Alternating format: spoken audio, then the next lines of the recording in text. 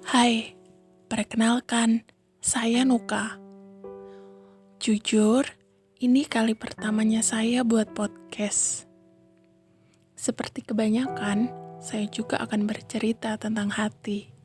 Lebih tepatnya, hati yang merasakan pahitnya pamit. Saya selalu percaya kalau suatu hubungan dimulai dari sebuah persamaan. Entah itu hobi, kebencian, dan atau hal lainnya.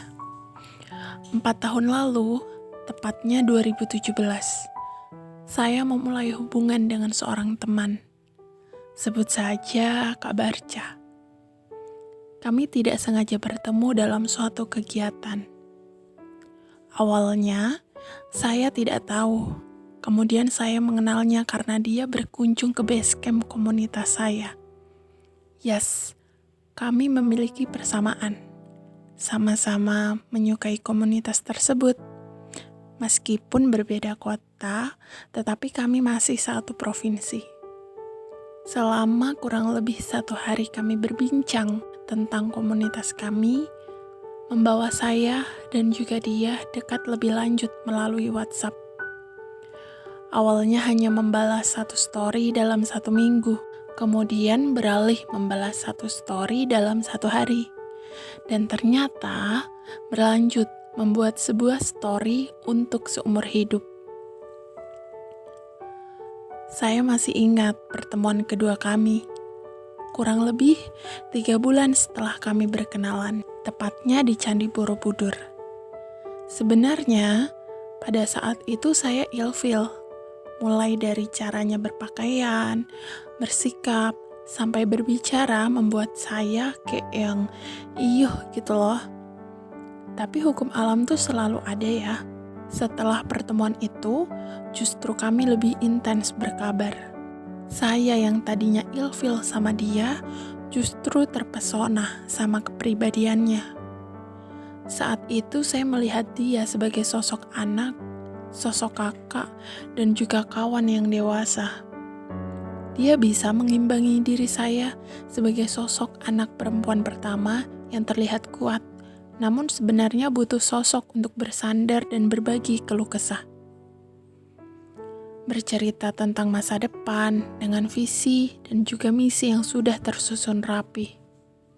Saat saya capek sama hiruk-pikuk kehidupan, dia selalu ada sebagai support system terbaik bagi saya.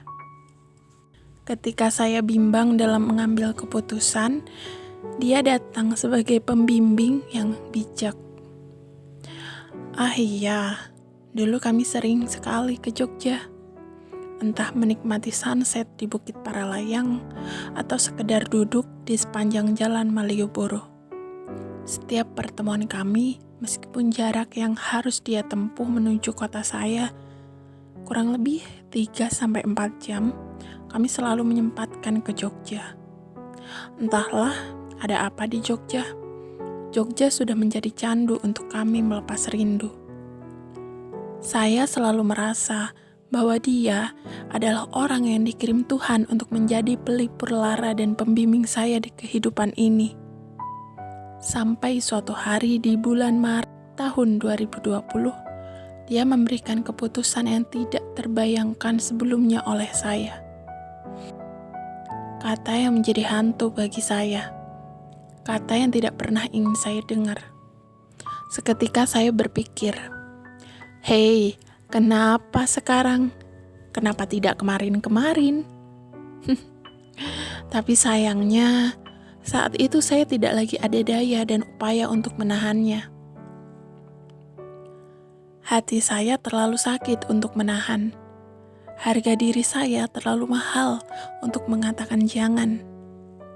Ikhlas paling serius. Pada saat itu, hanya ikhlas yang saya rasakan.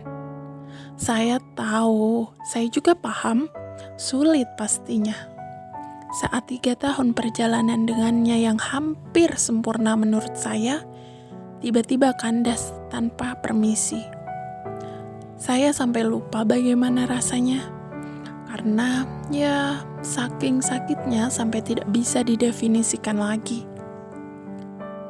Saya yang dulunya membaca kabar darinya setiap saat, kemudian dipaksa untuk tidak mendapatkan kabar apa-apa. Saya yang dulunya berkeluh kesah tentang hari yang telah saya lewati, sekarang tidak lagi punya tempat untuk bersandar. Saya kembali menjadi anak pertama yang mau tidak mau, suka tidak suka, harus memeluk diri sendiri, menguatkan diri sendiri. Karena yang tahu kepedihannya ya cuma saya sendiri. Yang paham gimana caranya keluar dari kepahitan itu ya cuma diri saya. Berhari-hari saya mencoba untuk menguatkan diri sendiri. Sampai akhirnya saya teringat sesuatu. Oh iya, dulu saya pernah berdoa. Kurang lebih seperti ini. Ya Tuhan, kalau memang Dia yang terbaik untuk saya, tolong lancarkan. Dan jika Dia tidak baik untuk saya, tolong pisahkan kami tanpa dendam. Ternyata kejadian saat itu adalah jawaban dari doa-doa yang selalu saya rapalkan selepas beribadah.